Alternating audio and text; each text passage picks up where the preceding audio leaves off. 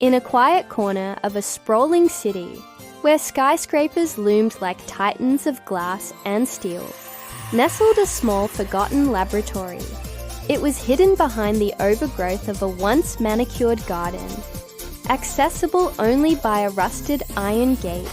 Inside, among flickering fluorescent lights and stacks of notebooks, lived Dr. Amelia Rowe, an entomologist whose passion for insects had isolated her from the world beyond her lab. She was brilliant, driven, and deeply alone. Her obsession wasn't fame or grants, it was discovery. And for the last 10 years, she had been working on a theory so wild that even her closest colleagues had dismissed her, that insects, especially ants, were capable of advanced cognition and perhaps something resembling emotion. She had engineered a special serum called Neuroflux, designed to enhance neural connectivity in insects. The serum was dangerous, unpredictable, and forbidden for use without clearance.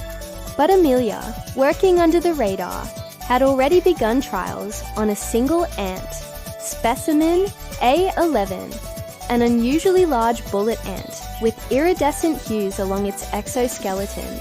She called him Ion. Unlike the others, Ion showed signs of understanding. He could follow complex mazes, react to symbols, and even seemed to anticipate her emotions. Amelia didn't dare tell anyone, not yet, but night after night, she'd return from the world's indifference to this tiny flickering light of something more. In Aeon, she saw wonder, she saw companionship, she saw, though she barely admitted it, something like love. Chapter 2. The Escape. One evening, as rain battered the windows and lightning danced like ghosts across the sky, something went wrong. Amelia had just administered a new version of Neuroflux when Aeon suddenly began to tremble.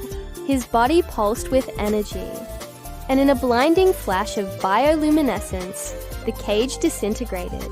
He was gone. Panic surged through her. A genetically modified ant with amplified neural capacity, strength far beyond normal, and unknown instincts, loose in the world. It was a disaster. She grabbed her coat, laptop, and a small tracker she had embedded into his thorax weeks earlier, just in case. The signal pulsed from the forest on the outskirts of the city. Aeon was heading away from civilization, or so she thought. Chapter 3. Ant Uprising.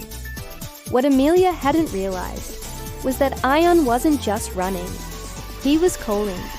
Deep beneath the roots of an ancient oak, Aeon had discovered something. A network. A hidden colony of bullet ants, more advanced than anything science had ever known. With his new intelligence, Aeon had connected to them, spoken in wavelengths and pheromones, shared thoughts, and they listened. He told them of the world above. He told them of Amelia, and while Ion admired her, even loved her in a way that transcended species, his new brethren saw her as a threat, a god who had tampered with nature. They named her the Scourge of Wings. Amelia, following the signal, ventured deep into the forest. She found the oak. The air shimmered with tension. Then they came. Thousands of ants swarmed from the ground, not to attack, but to stand in eerie formation. At the center, like a general cloaked in shadows, stood Ion, twice his former size, with a glow in his eyes that was almost human. "Amelia," he said, not with words, but in her mind. The Neuroflux had worked too well. He had become something more. "You can speak," she gasped. "I can feel," he responded. "And I remember." He showed her flashes of her kindness, her care, the way she had once wept in the lab. Thinking no one saw, he had watched, and in watching, learned what it meant to love. But now, he was torn between two worlds. "I brought you here," he said, "because I need you to see. We are not your creations. We are not your pets. We are alive." A sudden quake shook the earth. A rival colony had arrived. An army of fire ants mutated by the same Neuroflux formula, stolen from Amelia Isesi, destroyed lab. Someone had leaked her research. Now a war was coming. Chapter 4, The Choice. Amelia and Aeon stood on a precipice. She could help him fight, using a modified frequency device that could command insect behavior. But using it would betray everything she now understood about autonomy and free will. Or she could deactivate the device, stand unarmed, and hope love and reason could avert the storm. She chose the latter. As the fire ants surged, Amelia stepped forward. "I am not your enemy," she whispered. She dropped the controller. "I am your witness." Aeon turned to his colony. She is not the scourge, she is the bridge. What happened next would be told in hushed tones for decades. Among those who still dared study the unknown, the two colonies halted.